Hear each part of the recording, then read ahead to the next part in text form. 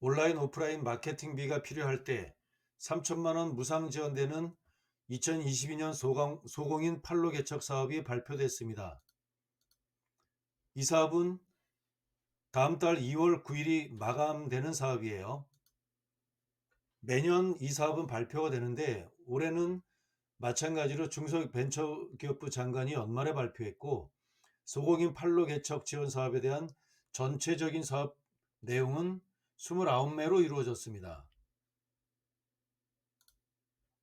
작년에 온라인 오프라인 마케팅 지원이라고 하는 내용으로 유튜브 영상을 만들었는데요. 지난 영상도 참조해 주시면 됩니다. 올해 사업에 대한 전반적인 개요는 성장 잠재력을 보유한 소공인의 국내외 판로 개척 발굴 지원으로 신규 판로 확보와 매출 향상 지원이 이 사업의 핵심 테마고요. 지원 규모는 220개사입니다. 작게 보인다라고 생각할 수 있는데 이 지원 사업은 지금 현재 매년 지원되고 있어요. 이 사업과 더불어서 소공인의 스마트 공방 사업도 동시에 진행되고 있는데 그것과 이것은 별개입니다. 만약에 제조 소공인이 스마트 공방 사업도 도전할 수 있고 소공인 판로 개척 지원 사업도 동시에 지원할 수 있기 때문에 그동안에는 중소기업 중에서 규모가 큰 기업 위주로 국가가 지원했지만 최근 들어서는 소공인의 어떤 그 공방과 마케팅까지도 지원하는 것이 매우 공격적으로 지원되고 있습니다. 두 가지 사업을 잘 활용하시면 좋을 것 같습니다. 이 사업의 골자는 3천만 원이 전체 한도고 아래 항목들이 있습니다. 이 항목 중에서 자유롭게 선택할 수 있습니다. 전시회 참가, 온라인 마케팅, 오프라인 매장 입점, 미디어 콘텐츠 제작이라고 하는 거를 3천만 원 한도 내에서인데 원래 이 총 사업비는 이렇습니다. 국가는 3천만 원 지원해 주겠다. 우리 소공인 대표님들은 750만 원 부담하시라는 얘기입니다. 그래서 총 사업비는 3,750만 원 이렇게 구성되는데요. 이 구성된 내용 중에서 이 네 가지 중에서 대표님의 회사의 어떤 방향에 맞춰서 난 전시회 참가로도 충분하겠다 한다면 국내외 전시 참가에 참가비에 대한 부스 임차료, 부스 장치비 등을 지원하겠고요. 또 온라인 마케팅을 하겠다라고 한다면 국내 국외의 온라인몰 입점하는 데 대한 입점비 및 광고비까지 지원한다는 겁니다. SNS, 비커머스, 블로그 등 온라인 매체 홍보 비용을 지원한다는 겁니다. 오프라인 매장 입점은 국내 국외 오프라인 매장인데 백화점, 아울렛, 대형마트 등에 대한 입점비, 판매 수수료, 집기 임차비 등을 지원한다는 겁니다. 마지막으로 미디어 콘텐츠 제작은 카탈로그, 종이 카탈로그, 전자 카탈로그 포함합니다. 포장, 제품 상세 페이지, 디자인 비용, 그리고 기업 제품 홍보 영상 제작, 홈쇼핑 TV 광고 영상 제작 송출비 지원 이런 항목들에 대해서 자유롭게 선택해서 국가 지원을 받고 대표님 사업에 활용하시면 됩니다.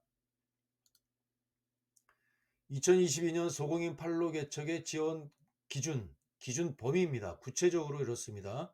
전시회 참가, 이것은 뭐 과거가 아니고 미래가 아닙니다. 사업기간 내에 협약이 체결되면 사업기간 내 6개월 동안에 개최되는 전시회에 한해서 지원하는 겁니다.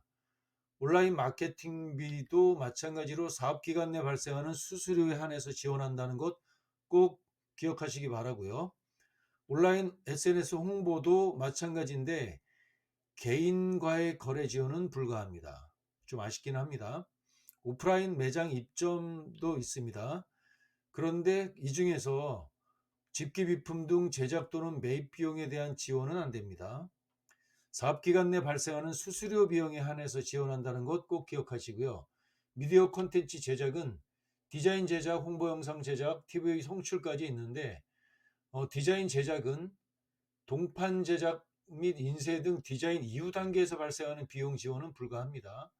홍보 영상 제작도 제작 비용은 지불을 하는데 개인과의 거래 지원은 불가합니다. 좀 아쉽긴 합니다. 향후에는 이런 부분도 되지 않을까라고 생각을 합니다. TV 송출이라는 부분에서도 사업 기간 내 송출이 완료돼야 됩니다. 기준 범위 중에서 꼭 기억해야 될 것은 협약 기간 전과 후에 발생하는 사업비는 지원이 불가하다는 것이고요. 그리고 환급 가능한 부가가치세 지원은 불가입니다. 어쨌든 어, 이 협약 기간 내에 사업이 이루어져야 됩니다. 꼭 기억하시기 바랍니다. 지원 대상은 소공인입니다. 상시 근로자 수 10명 미만의 제조업이면 됩니다. 제조업 업종 코드가 있고요. 소상공인인데 표준 산업 분류상 제조업이라고 하면 됩니다. 중분류 기준이에요. 난 도소매도 있고 유통도 있고 제조도 있는데 주된 사업을 영위하면 됩니다. 업종 코드가 C10에서 34 있습니다. 참여 불가, 세금으로 지원하기 때문에 당연히 휴폐업, 부도맞은 기업, 세금 체납 기업, 또 중복돼서 하는 기업은 안 됩니다. 소공인 판로 개척 사업에 대한 업종 기준입니다. 식품 제조업부터 음료 제조업, 그 코드 두 번째 자리까지입니다. 제조업 전반에 대해서죠. 제조업 전반에 다 해당된다고 보시면 됩니다.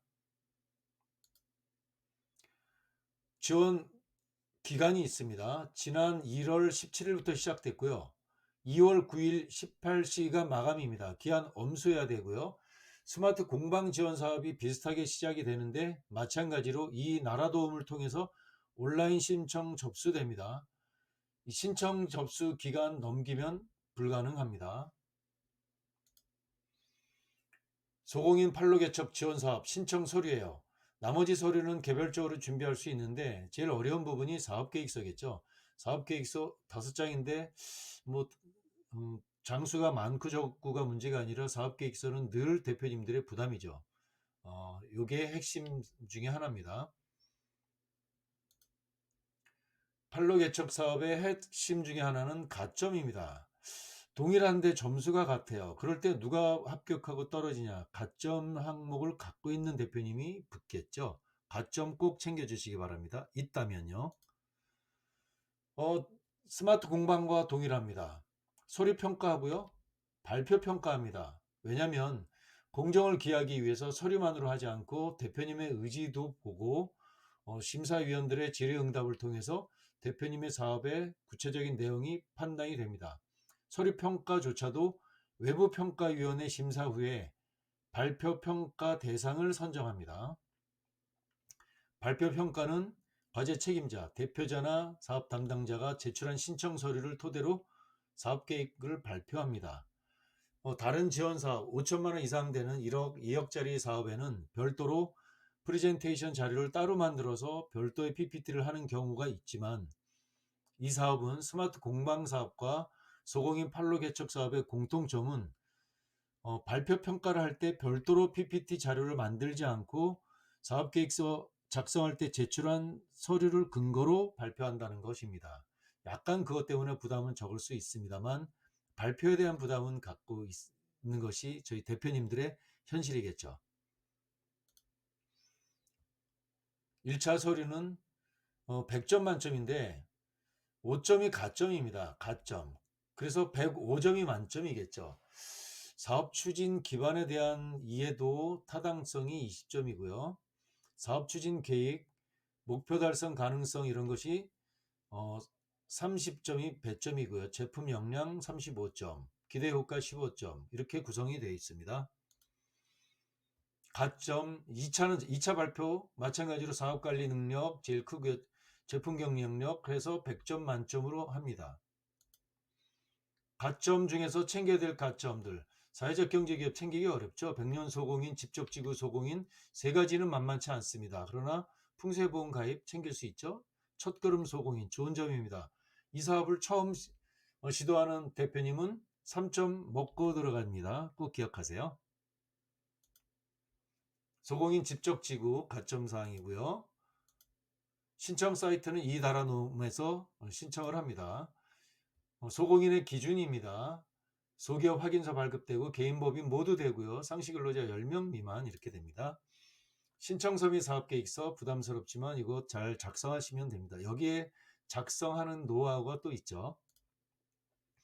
2022년 소공인 판로 개척 지원 사업을 마무리 정리합니다. 1월 17일부터 2월 9일까지가 신청 마감이고요.